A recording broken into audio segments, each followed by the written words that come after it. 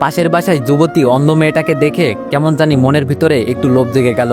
যেমন করেই হোক না কেন এক রাতের জন্য ওকে আমার চাই। এত সুন্দর মেয়ে আমি কখনোই দেখি নাই। মাত্র 3 দিন হয়েছে ওরা এখানে আসছে। কালকে মেয়েটাকে ছাদে দেখে আমি যেন পাগল হয়ে গেছি ওর জন্য। আপুর কাছে জিজ্ঞেস করতেই বলল মেয়েটা নাকি অন্ধ। এত সুন্দর একটা মেয়ে নাকি অন্ধ, চিন্তা করা যায়। তবে আমার জন্য বেশ ভালোই হয়েছে। মেয়েটার বয়স এত বেশি হবে না, এই তো মনে হয় 15 কি 16।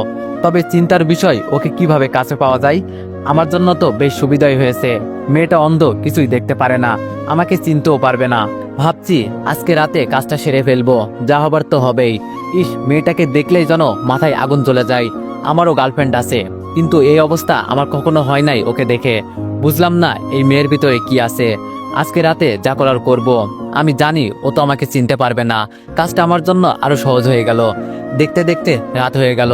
ওদের বাসার কাছে একটা আম গাছ আছে, ওইটা দিয়ে আস্তে আস্তে উপরে উঠে গেলাম। কিন্তু চিনব কি করে মেয়েটার রুম? ওই তো একটা রুমে মিটমিট করে আলো জ্বলছে। লাফ দিয়ে জানালার কাছে চলে গেলাম। জানালা খুলতেই দেখি হাত কেটে রক্ত পড়ছে। তাতে আমার কিছু আসে যায় না। হাতের দিকে না তাকিয়ে ভিতরে চলে গেলাম। মেয়েটা টেবিলের কাছে বসে কি জানি লেখার চেষ্টা করছে। মাথাটা ঘুরে গেল। এটা কি কোনো মেয়ে নাকি স্বর্গের পরী? আজকে আমি ওকে খুব কাছে থেকে পাবো, ভাবতেও যেন অনেকটাই ভালো লাগছে। মানুষ বলে কোনো মেয়ের সাথে জোর করে শারীরিক সম্পর্ক করলে সেটা নাকি ধর্ষণ হয়। তবে আমার কোনো আসে যায় না। মেয়েটাকে আমার পছন্দ হয়েছে। এখন যদি বলি ওকে এক রাতের জন্য আমার সাথে থাকতে, তখন সে কি রাজি হবে? কখনোই না। তাই আমার পথ আমাকেই অবলম্বন করতে হবে। আমার যে খুব ইচ্ছা ওকে কাছে পাওয়ার, সেটা তো কখনোই পূরণ হতো না যদি ওর সাথে জোর করে শারীরিক সম্পর্ক না করি। দরজার কাছে গিয়ে দরজাটা ভালো করে বন্ধ করলাম। ভিতর থেকে যদি গরুর মতো চিৎকার করলেও বাইরে কেউ শুনতে পারবে না। মেয়েটার পিছনে গিয়ে দাঁড়ালাম। ওর শরীর থেকে আলাদা একটা সুঘ্রাণ বেরোচ্ছে, যেটা আমাকে আরো পাগল করে দিচ্ছে। মেয়েটা পিছনে ফিরে বলল, কে কে এখানে? আরে এ তো দেখি সব টের পাই। আমি একটু দূরে সরে গেলাম, দেখি ও কি করে। তবে মেয়েটা বসা থেকে উঠে দরজার কাছে চলে যাচ্ছে। খুব ভালো করেই বুঝতে পারছি ও কি করতে চাইছে। তাড়াতাড়ি মেয়েটার কাছে গিয়ে ওকে কোলে তুলে বিছানার উপর ফেলে দিয়ে আমি ওর উপর শুয়ে পড়লাম। মেয়েটা এবার কান্না সুরে আমাকে বলল, ভাইয়া আমাকে ছেড়ে দেন, আপনার পায়ে পড়ি। আমি বললাম, সে পড়িও, এখন আমি যেই কাজে আসছি সেটা করি, চুপচাপ শুয়ে থাক। মেয়েটা এবার চোখের পানি ছেড়ে দিয়ে ছটফট করতে করতে বলল, আপনি আমার ধর্মের ভাই লাগেন, আমাকে ছেড়ে দেন, আমি একটা অন্ধ মেয়ে, আমার এত বড় সর্বনাশ করবেন না। মেয়েটার মুখে হাত দিয়ে বললাম, তোর এত কথা শোনার সময় আমার নেই। ওড়না দিয়ে ওর মুখ বেঁধে দিলাম। মেয়েটার কাপড় টেনে টেনে খুলে ফেলেছি, কিন্তু অবাক করা বিষয় ওর চোখ দিয়ে শুধু পানি পড়ছে। বুঝলাম ওর দিকে তাকিয়ে থাকলে মায়া লেগে যাবে আমার। আমি আমার মতো কাজ করতে লাগলাম। সব শেষ করে উঠে টি শার্ট গায়ে দিতে দিতে ওর মুখের বাঁধন খুলে দিলাম।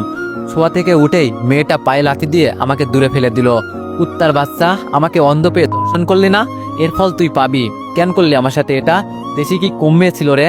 আমি উঠে ওর চুল ধরে বললাম, চুপ কর। আর বিশেষ করে তোকে আমার প্রথম দেখাতেই খুব পছন্দ হয়ে গেছে, তাই আমার মন যা চাইছে আমি তাই করছি। আর আমি জানি তুই অন্ধ, আমার কিছুই হবে না। মেয়েটা আমার পুরো মুখটা হাত দিয়ে দেখতে লাগলো। আমি ওর হাত দূরে সরিয়ে বললাম, একটা পিল খেয়ে নিস। বিছানায় হালকা হালকা রক্তের দাগ আছে। জানালা দিয়ে বের হয়ে পিছনে তাকিয়ে দেখি মেয়েটা বিছানা থেকে উঠতে গিয়ে মেঝেতে পড়ে গেল। বুঝতে পারছি ওর উপর বেশি অত্যাচার করে ফেলেছি। তবে যাই হোক, আমার মনের আশা তো আজকে পূরণ হয়েছে। আস্তে আস্তে জানালা দিয়ে রুমে আমার প্রবেশ করলাম। এত এত খুশি লাগছে আজকে বলার বাইরে। যা চেয়েছি তাই পেয়েছি। বক্সেরে দুমদাম নাচতে শুরু করলাম। মনের খুশি যেন ধরে রাখতে পারছি না। আমি যখন এই মেয়েটাকে কাছে চাইবো তখনই পাবো। ইস, কি যে ভালো লাগছে। আমার দেখা প্রথম কোনো সুন্দরী মেয়ের সাথে আজকে শারীরিক সম্পর্ক করলাম। আহা, কি আনন্দ আকাশে বাতাসে। হঠাৎ শুনি কে জানি দরজায় টুকু দিয়ে ডাকছে। আমি গিয়ে দরজা খুলতে ঠাস ঠাস করে 2টা চর পড়লো আমার গালে। তাকিয়ে দেখি আমার বড় বোন। আমি আপুর দিকে হাসি দিয়ে তাকিয়ে বললাম, আপু আজকে আমি অনেক অনেক খুশি। আপু রাগী দৃষ্টিতে তাকিয়ে বলল, এই মাঝরাতে তোর নাচার সময় আমরা কি তোর জন্য ঘুমাতেও পারবো না একটুও? আমি বললাম, যে পরে ঘুমিয়ে নিস, আগে আমার সাথে নাচ। আমি আপুর হাত ধরে নাচাতে লাগলাম। ওই যে নাগিন গানে, ছেলেরা এই গানে খুব নাচতে পারে। রুমে পড়ে থাকা লাঠিরা দিয়ে আপু ইচ্ছে মতো আমাকে মারতে লাগলো। একটু পর আম্মু আব্বু সব ভাইয়া রুমে চলে আসলো। আমি আম্মুর কাছে গিয়ে দাঁড়িয়ে বললাম, তোমার মেয়ে আমাকে মারছে, দেখছো আম্মু? আপু আমার দিকে তেড়ে এসে বলল, তোরে মারবো না তো কি আদর করব? জানো আম্মু তোমার ছেলে কি করেছে? এই মাঝরাতে বক্সে গান ছেড়ে নাচানাচি করছে, তাও আবার আমাকে বলে নাচতে।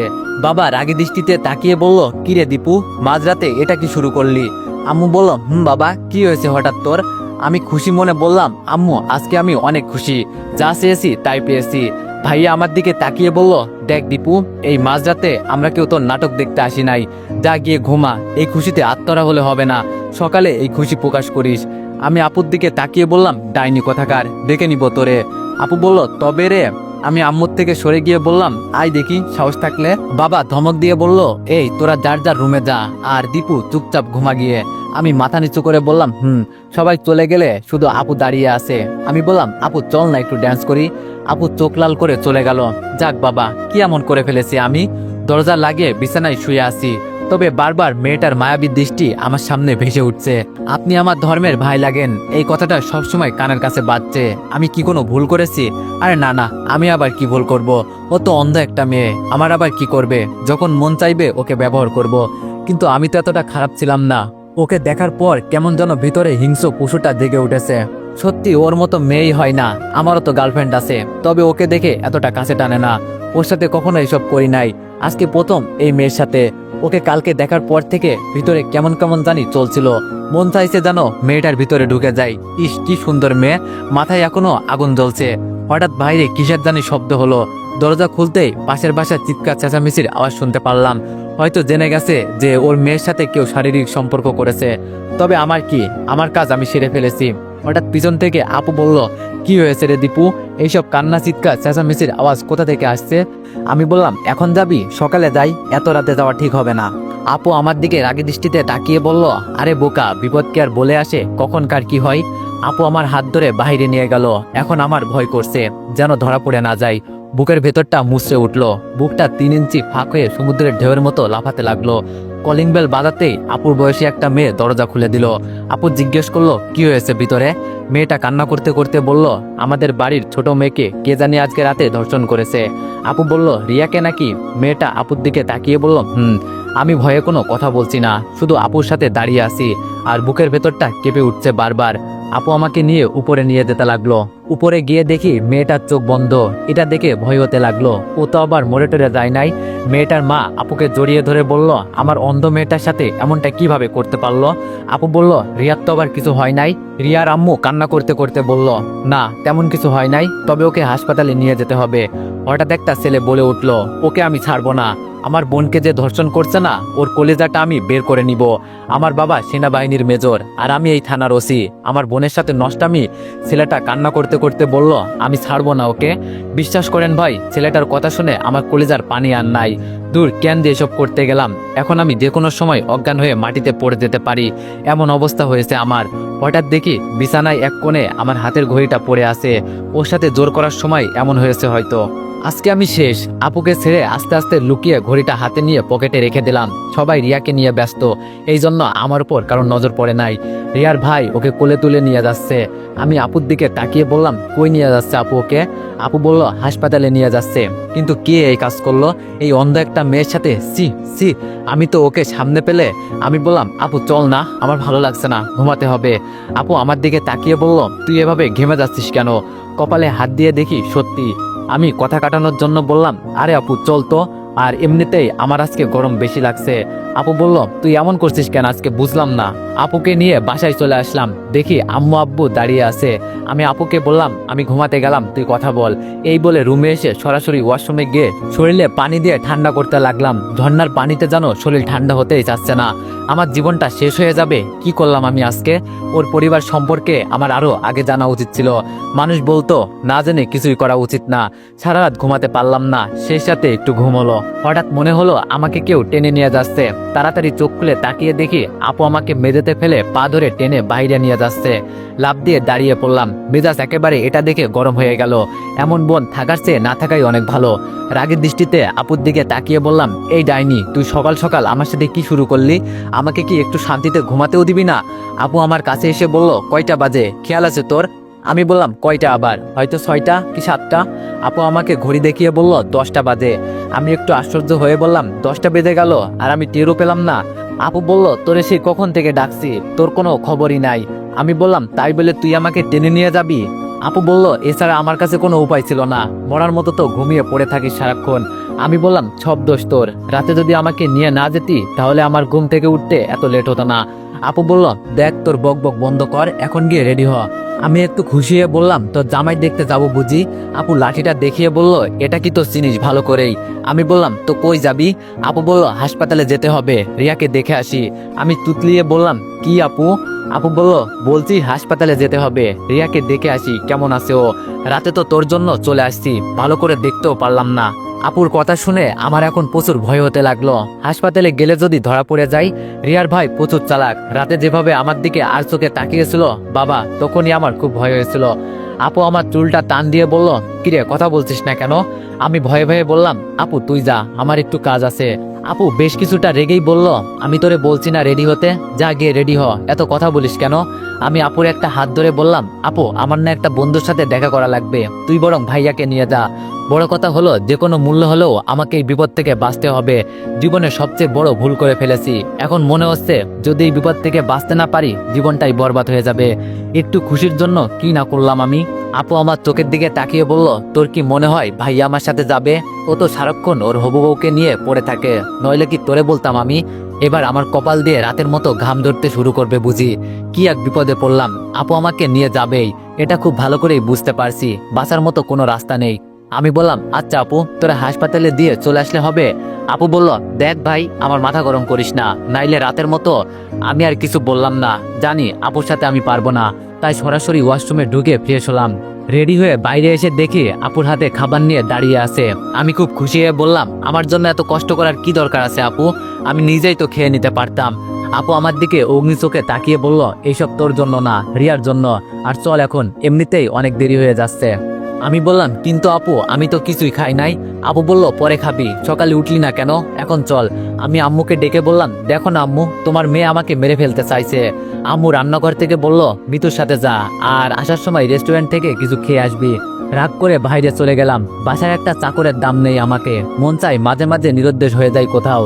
একটা রিক্সা নিয়ে হাসপাতালের দিকে রওনা দিলাম। যত কাছে যাচ্ছি ততই যেন বুকের ভেতর দুকানিটা বেড়েই চলেছে। মনে হচ্ছে যেন এবার আমার সাথে বড় কিছু হবে, আপু আমাকে ধরিয়েই দিবে।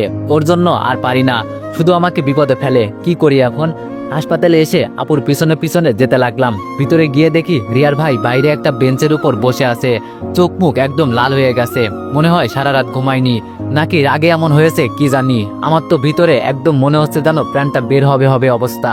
রিয়ার ভাই একবার আমার দিকে তাকিয়ে দেখলো। আমি মাথা নিচু করে আপুর পিছনে হাঁটতে লাগলাম। বড় কথা, কোনোভাবে ধরা পড়া যাবে না, বা কারো চোখে সন্দেহ জাগানো যাবে না, নইলে জীবন শেষ। ভিতরে গিয়ে দেখি রিয়ার আম্মু রিয়ার সাথে কথা বলছে। এটা দেখে একটু ভালো লাগলো আমার। যাক, ওর তো আবার কিছু হয় নাই, মনের ভিতরে একটু সাহস জাগলো। তবে রিয়াকে হাসপাতালের বেডে দেখে নিজেকে একটু অপরাধী মনে হচ্ছে। আন্টি আমাদের দেখে প্রশ্ন করলো, তোমরা কেন আসলে মা এখানে? আমরাই তো একটু পর চলে যাব।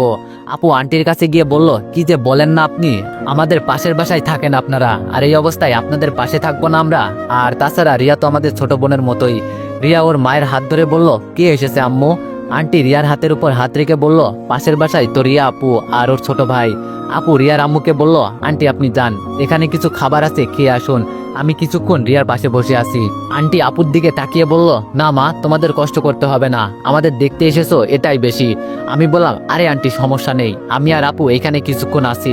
আর বাইরে দেখলাম ভাইয়া বসে আছে, দেখে মনে হয়েছে সারা রাত ঘুমাই নাই, চোখ মুখ কেমন লাল হয়ে আছে। পারলে ভাইয়াকে নিয়ে বাসা থেকে ঘুরে আসেন, আগে আপদ বিদায় করি। কেমন জানি আমার ভিতরে ভয়টা যেন বেড়েই যাচ্ছে রিয়ার ভাইকে দেখে। আপু আমার কথায় তাল মিলিয়ে বললাম, আন্টি আপনি যান, আমরা রিয়ার কাছে আসি। রিয়া ওর আম্মুকে চলে যেতে বলল। আমাদেরকে রেখে রিয়ার মা চলে গেল। হঠাৎ আমার রিয়ার উপর নজর পড়লো। কি ছিল রিয়া? আর এক রাতে কি হয়েছে? মুখটা একদম শুকিয়ে গেছে, চোখের নিচে কালো দাগটা পড়ে গেছে। ও চেহারাটা কি ছিল আর কি হয়েছে? সব আমার জন্য হয়েছে। নিজের উপর এখন নিজেরই ঘৃণা হচ্ছে। এইসব করার আগে একটু চিন্তা ভাবনা করতাম। এত সুন্দর একটা মেয়ে, আর এক রাতের মাঝে কি হয়েছে? আপু গিয়ে রিয়ার পাশে বসলো। রিয়ার আপুর হাতটা ধরে বলল, ভালো আছেন আপু? আপু রিয়ার হাতটা মুঠোই করে বলল, তোমার এই অবস্থা দেখে কিভাবে ভালো থাকি বলো? কি করে তোমার সাথে এমনটা করতে পারলো? জানো, তোমার এই অবস্থা দেখার পর আমার অনেক খারাপ লাগছে। যদি আমি নিজের কাছে ছেলেটাকে কাছে পাই না, নিজের হাতে হত্যা করব। আমার মনে হয় ও কোনো ভালো মেয়ের সন্তান হতে পারে না। ওই কথাই আছে না, এইসব কাজ কারা করে? যাদেরকে সমাজে কাপুরুষ বলা হয়। এছাড়া এই কাজ কেউ করবে না, শালা কাপুরুষ কোথাকার। আপুর কথা শুনে মাথাটা নিচু করে ফেললাম। চোখ থেকে মনে হচ্ছে যেন জল গড়িয়ে পড়বে। আমার আপু আমাকে কাপুরুষ বলল, ঠিকই তো বলেছে, আমি কোনো ভালো মেয়ের সন্তান হতে পারি না।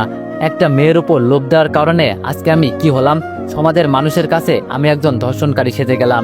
ওই রাস্তায় বেড়ানো কুকুর আর আমার মাঝে কোনো পার্থক্য নেই।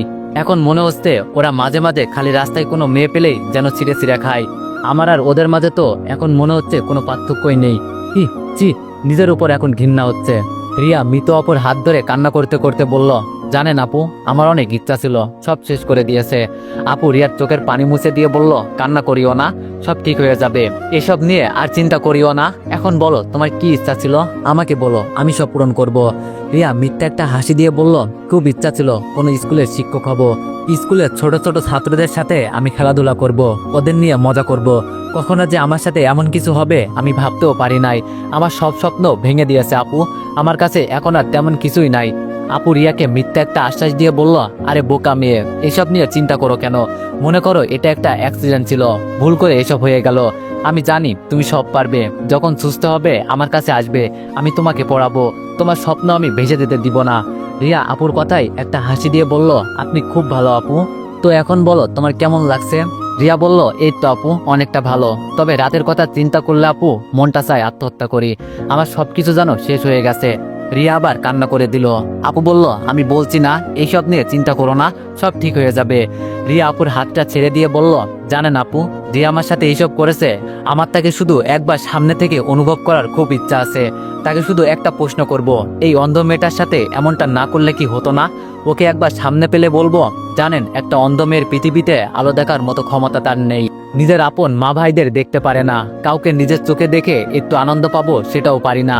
আপনাদের মতো আমরা কোনো বড় বড় পার্টি দেখে মজা পাই না, কারণ আমরা যে অন্ধ, এই দুনিয়াতে আলো দেখার ক্ষমতা উপরওয়ালা আমাদের দেয় নাই। একটা অন্ধ মেয়ের অনেক স্বপ্ন থাকে, অনেক স্বপ্ন ছিল আমার বুকে, ভাবছিলাম এগুলো পূরণ করব। তার আগেই আপনি আমার সব স্বপ্ন শেষ করে দিলেন। জানেন আপু, ও আমার এই অন্ধ হওয়ার সুযোগটা নিয়েছে, আমাকে বলে গেছে তুই তো আর দেখতে পারিস না। তো এভরিওয়ান, তোমরা অনেকেই দেখতাছি গল্পটিতে বাজে মন্তব্য করতেছো, তো তোমাদেরকে বলি ফার্স্ট পার্ট দেখেই কেউ বাজে মন্তব্য করবেন না, আগে পুরো গল্পটি শুনুন, তারপর না হয় যা ইচ্ছা তাই করেন। আর শেষ পর্যন্ত শুনে যদি গল্পটি ভালো না লাগে তাহলে আমাকে আনফলো প্লাস আনসাবস্ক্রাইব করে দিয়েন। ধন্যবাদ।